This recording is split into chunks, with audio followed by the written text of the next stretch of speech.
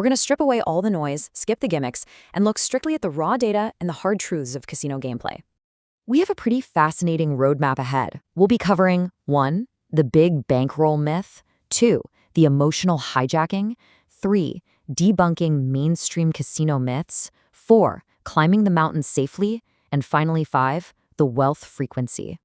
All right, Section 1. The big bankroll myth, money versus strategy. To kick things off, we really have to tackle a massive misconception that beginners and seasoned veterans both fall for all the time. And that's the idea that failing is tied to simply not having enough money. Picture the scenario for a second. When a player drastically loses $10, $20, or even $50,000 in mere minutes, absolute panic sets in. I mean, you can almost feel the cold sweat, right? But the source data points out a highly relatable yet super dangerous reality here. Nobody actually loses their money drastically in a game like Baccarat just because of bad luck. What actually happens is a complete and total loss of logic. A player literally hands the steering wheel over to their emotional brain. The original intention of just, having a good time or making a calculated profit, that evaporates entirely and it's instantly replaced by pure survival mode. And this just brilliantly highlights how absurd the human brain can be sometimes. I mean, instead of figuring out how to safely win the next session, we illogically try to fix a mistake by throwing double the money at it. We kind of trick ourselves into thinking, well, if I just had a bigger bankroll, I could easily recover. Suddenly, a $10,000 loss makes you believe you actually need a $20,000 bankroll. But the source material is brutally clear on this.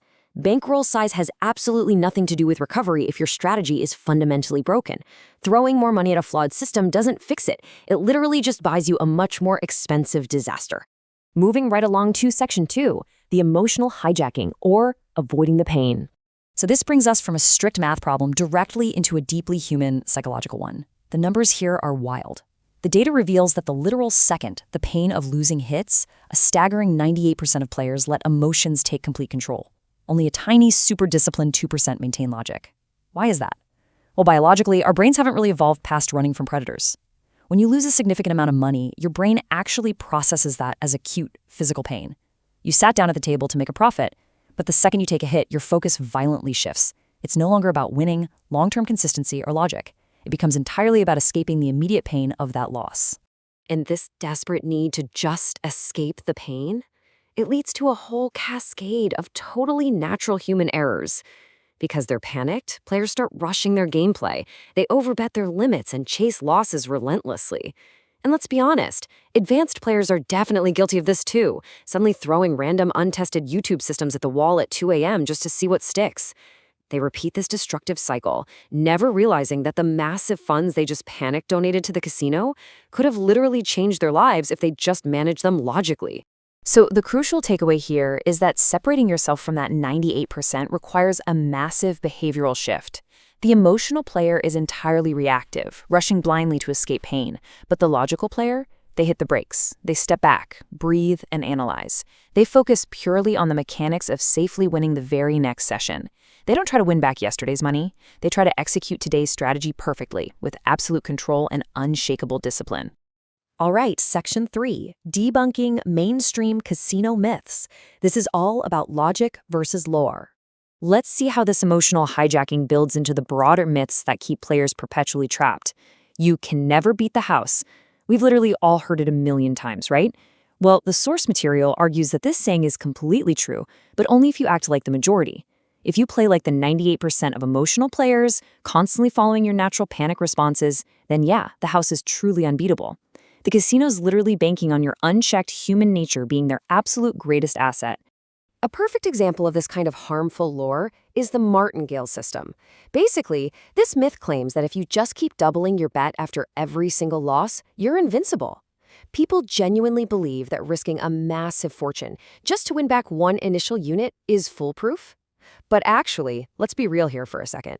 If you had infinite millions to risk, you definitely wouldn't be sweating at a Baccarat table trying to win back a $10 chip. The source explicitly points out that relying on an infinite bankroll to cover finite mistakes is just a mathematical trap. It's not a viable strategy, and it literally guarantees a catastrophic wipeout eventually. Section 4, Climbing the Mountain Safely. Let's look at the map to consistency. Okay, let's shift gears and actually look at the solution, using a really powerful metaphor from the source material, standing at the base of a daunting mountain. If you look all the way up at the peak of long-term consistency, yeah, it looks terrifying. Beginners and advanced players alike tend to think they need miracles, wild, risky leaps, or sheer luck to reach the top. But the reality? It's highly systematic. You step back, you actively train your mind to override that emotional pain response. You apply mathematical logic, and you squeeze every single ounce of value out of the variables you can actually control. It's all about taking the right path, in the right order, at the exact right pace. This is such a profound reminder. You don't fail because the game is just impossible. You fail because you're basically guessing your way up a treacherous cliff in the pitch dark. Consistency becomes highly attainable when you use a map provided by groups like ABDLC, who have successfully navigated this climb over and over again. Finding practical, tested routes from people who know exactly where players panic, where they fall, and where they falsely think they're safe, that is what actually changes your results. You don't have to invent the map from scratch, you just have to follow it. Finally, Section 5, the wealth frequency, mindset over money. As we reach the summit of this explainer, the source material takes this incredibly inspiring, almost philosophical turn. It states that you must become rich in mind long before you ever become rich in life. Wealth is not about gold, bankrolls, or status. It's a frequency.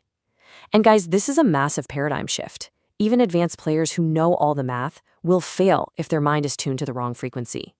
At the end of the day, it all comes down to the deep-seated foundation of your belief. Because the mind is the master power that molds your reality. Honestly, every single thought you allow to live rent-free in your head literally becomes a brick in the house of your destiny. Just think about that for a second. If you're constantly vibrating with anxiety and desperation at the table, you are actively handing the casino the blueprints to your own defeat. You're using thoughts of panic to construct a future of loss. It's not magic, guys, it's pure alignment. Just think about the breakdown. If you think small, your consequence is living small. If you think in fear, you end up living in chains, totally trapped by emotional hijacking and endlessly chasing losses. But if you breathe, see, and speak abundance, and you expect logical consistency, your life is literally forced to follow suit. It shifts you completely out of that 98% of emotional gamblers and turns you into the 2% of focused, highly controlled tacticians. So before you make your very next bet, whether that's at a casino table or just in your everyday life, you've got to ask yourself a really tough question. What frequency are you building your destiny upon? Are you operating out of a desperate, primal need to escape pain? Or are you moving with a clear, logical map toward absolute abundance? The map to the top of the mountain is out there waiting for you. The only question is, are you tuned in enough to read it?